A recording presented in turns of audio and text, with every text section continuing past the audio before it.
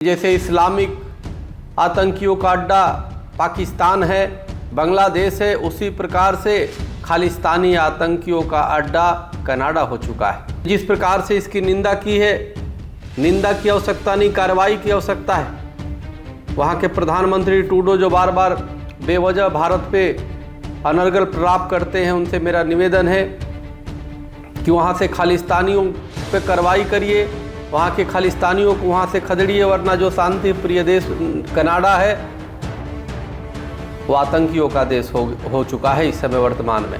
Canada में जिस प्रकार से खालिस्तानी आतंकियों ने मंदिर में घुस करके हमला किया है, ये अपने आप में निश्चित रूप से वो वीडियो, ये कारनामे जो है, जो देश और दुनिया के सामने आए हैं, इससे स्पष्ट हो चुका है कि जैसे इस्लामिक आतंकियों का अड्डा पाकिस्तान है, बांग्लादेश है, उसी प्रकार से खालिस्तानी आतंकियों का अड्डा कनाडा हो चुका है।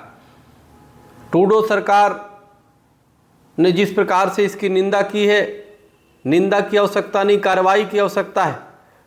वहाँ के प्रधानमंत्री ट्रूडो जो बार बार बेवजह भारत पे अनर्गल प्रलाप करते हैं, उनसे मेरा निवेदन है कि वहाँ से खालिस्तानियों पे कार्रवाई करिए, वहाँ के खालिस्तानियों को वहाँ से खदेड़िए, वरना जो शांति प्रिय देश कनाडा है वो आतंकियों का देश हो चुका है इस समय वर्तमान में। और यही परिणाम है, इसी का परिणाम है कि मंदिरों में हमले हो रहे हैं, सरेआम मंदिरों में घुस करके और इस तरह से हमले किए जा रहे हैं। पूरे देश में, पूरे विश्व में जिस प्रकार से, यानी सिर्फ कनाडा ही नहीं बल्कि पूरे, कहीं बांग्लादेश में हिंदुओं पे अन्याय हो रहा है, कहीं पाकिस्तान में हो रहा है, कहीं ब्रिटेन में हो रहा है, कहीं एक पुजारी को अमेरिका में मार दिया। तो पूरे विश्व में कहीं ना कहीं हिंदू सनातनियों के साथ भेदभाव और हमले हो रहे हैं, अत्याचार बढ़ रहे हैं। जो हिंदू सनातनी पूरे विश्व को परिवार मानता है, उस पर हमला, ये कहीं ना कहीं एक सोची अंतर्राष्ट्रीय साजिश है, इसको रोकना होगा। यह बहुत ही दुर्भाग्यपूर्ण है। संयुक्त राष्ट्र संघ हाथ पे हाथ रख के बैठा हुआ है। कभी भी हिंदुओं पे अन्याय अत्याचार होता है तो संयुक्त राष्ट्र संघ नहीं बोलता, चुप्पी साध लेता है। एक अल्पसंख्यक पे, हिंदू मुस्लिम पे अगर कुछ हो जाए तो 56 देश के साथ संयुक्त राष्ट्र संघ भी बयान देने लगता है, अमेरिका भी देने लगता है, सब देने लगते हैं। लेकिन हिंदुओं पे अन्याय अत्याचार के खिलाफ कोई नहीं बोलता।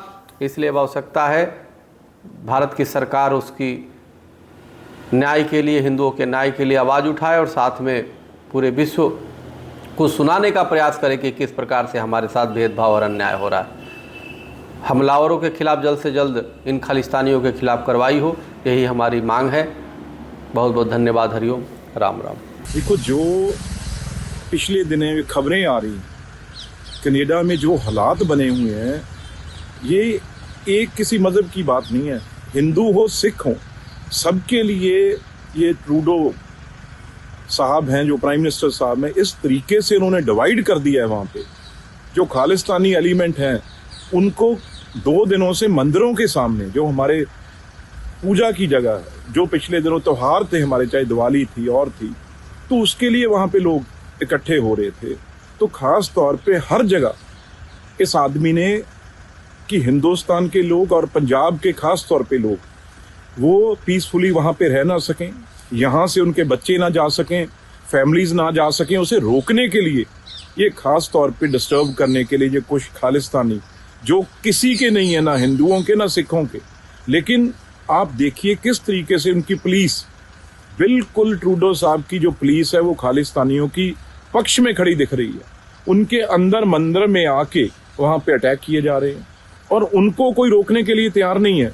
वो किस तरीके से वो वहाँ पे नारेबाजी कर रहे हैं, खालिस्तान की ओपनली बात कर रहे हैं, ये बर्दाश्त नहीं किया जाएगा। हम अपने लोगों को, हिंदुस्तानी जो भारत के, चाहे 3-3 पीढ़ियाँ वहाँ हो गई, लेकिन बिल्कुल भी ये बर्दाश्त नहीं किया जाएगा। बड़ी मजबूती से हम इसे, सख्ती से, ये कनाडा की गवर्नमेंट के अगेंस्ट कहीं तक भी जाना पड़े वो जाएंगे। लेकिन हम अपने हिंदू भाइयों को, सिखों को, जो अमन पसंद हैं, ये तो कुछ लोग हैं जिनको आप यूज़ कर रहे हो, ये आपके पेरोल पे हैं, आपके मतलब ये खरीदे हुए मस्टंडे हैं जिनको आप खालिस्तान के नारे लगवाने के और उनको झंडे दे के खड़े कर देते हो। लेकिन ये बहुत एक मैसेज जो है दुनिया में, आपके देश का भी और आपके प्राइम मिनिस्टर साहब का कोई छवि जो है उनकी कोई बची नहीं है। मेरी ख्याल नहीं वो किसी इंटरनेशनल, ये हमेशा अमन चैन पीस की बात करते हैं और बाकी देशों को ये सबक सिखाते हैं, लेकिन आज कनाडा और कनाडा की गवर्नमेंट और प्राइम मिनिस्टर किसी मंच पे इंटरनेशनल वहाँ पे ये बोलने लायक नहीं रहे जो कल या परसों वहाँ पे जो हुआ है।